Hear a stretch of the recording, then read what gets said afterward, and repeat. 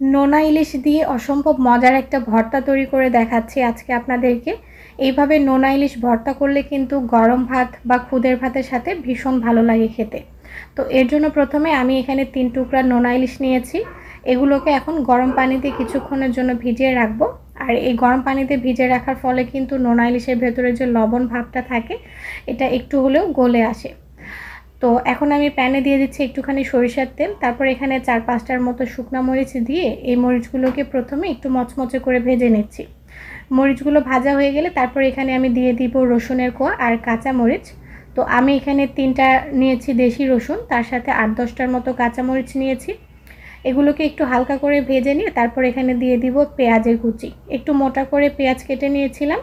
আর এখানে কিন্তু আমি 1 কাপের একটু বেশি পরিমাণে পেঁয়াজ নিয়েছি। পেঁয়াজ আর রসুনের পরিমাণটা কিন্তু এই ভর্তাতে একটু বেশি দিতে হবে। তো এখন এগুলোকে একটু নরম হয়ে আসা পর্যন্ত ভেজে নিচ্ছি। আর পেঁয়াজটাকে কিন্তু একদম বাদামি করে ভাজার প্রয়োজন নেই। পেঁয়াজের গায়ের পানিটা একটু শুকিয়ে আসলেই কিন্তু এগুলোকে নামিয়ে নিলেই হবে। তো এখন আমি প্যানে আবারও একটুখানি সরিষার তেল দিয়ে দিলাম। তারপর এখানে দিয়ে দিচ্ছি নোনা ইলিশগুলো। নোনা ইলিশগুলোকে আমি বেশ কয়েকবার পানি দিয়ে ধুয়ে তারপর এরকম ছোট ছোট করে কেটে নিয়েছি। এখন চুলার আঁচটা মিডিয়ামে রেখে এগুলোকে একটু সময় নিয়ে ভেজে নিতে হবে, যাতে এই নোনা ইলিশের ভেতরে কাঁচা ভাবটা না থাকে। তো মিডিয়াম হিটে আমি অনবরত নেড়েছে ঠিক এরকম লালচে হয়ে আসা পর্যন্ত ভেজে নিয়েছি, দেখতেই পাচ্ছেন। একটু শুকনো শুকনো করেই কিন্তু ভেজে নিতে হবে। তো ভাজা হয়ে গেলে এখন ভর্তাটা তৈরি করে নেব। আর আজকের এই ভর্তাটা আমি পাটায় তৈরি করছি। তো প্রথমেই যে শুকনো মরিচটা ভেজে রেখেছিলাম সেই শুকনো মরিচের বোটাটা ফেলে প্রথমে শুকনো মরিচগুলোকে একদম মিহি করে বেটে নিচ্ছি। তারপর সেই ভেজে রাখা কাঁচা মরিচগুলো নিয়ে নিচ্ছি। এখন কাঁচা মরিচগুলোকেও কিন্তু একদম মিহি করে বেটে নিতে হবে। আর শুটকি ভর্তায় কিন্তু ঝালের পরিমাণটা একটু বেশি দিলেই সেই ভর্তার স্বাদও বেশি হয়। তো আপনারা চেষ্টা করবেন একটু ঝাল ঝাল করে এই ভর্তাটা তৈরি করার।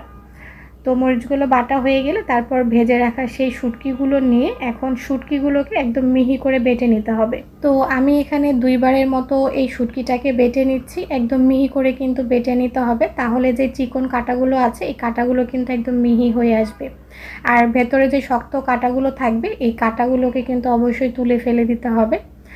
তো একদম মিহি করে বেটে নিয়েছি। এখন আমি এখানে নিয়ে নিচ্ছি ভেজে রাখা সেই পেঁয়াজ আর রসুনটা। এবার পেঁয়াজ আর রসুনটাকে একটু আলতো করে বেটে নিচ্ছি, যাতে এই পেঁয়াজগুলো একটু আস্ত আস্ত থাকে। তো এগুলোকে হালকা করে একটু বেটে নিয়ে তারপর এখানে 1 মুঠো পরিমাণে আমি ধনিয়া পাতা নিয়েছি। ধনিয়া পাতাটাকেও একটু আলতো করে বেটে নিচ্ছি। আর এই শুটকি ভর্তায় কিন্তু ধনিয়া পাতা দিলে এর ফ্লেভারটা বেশ ভালো আসে। আপনারা কিন্তু অবশ্যই একটুখানি ধনিয়া পাতা এখানে দিবেন। আর এই ভর্তায় কিন্তু আমি এখানে কোনো প্রকার লবণ দেইনি।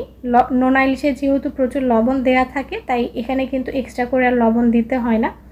লবণ দিলে কিন্তু এটা লবণ বেশি হয়ে যাবে, তখন কিন্তু এটা আপনারা খেতে পারবেন না। তো এখন এই সব কিছুকে একত্রে মাখিয়ে নিচ্ছি। আর লাস্টে এখানে একটুখানি সরিষার তেল দিয়েছি। সরিষার তেলটা দিয়ে একত্রে সব কিছুকে ভালোভাবে মিলিয়ে নিলেই কিন্তু মজাদার এই নোনা ইলিশের ভর্তাটা একদম রেডি। এভাবে বাসায় একবার হলেও নোনা ইলিশের ভর্তা তৈরি করে খেয়ে দেখবেন, আশা করছি অনেক ভালো লাগবে। ভিডিওটা ভালো লেগে থাকলে লাইক, কমেন্ট, শেয়ারের পাশাপাশি পেজটাতে ফলো দিবেন। সবাই ভালো থাকবেন, সুস্থ থাকবেন। আল্লাহ হাফেজ সবাইকে।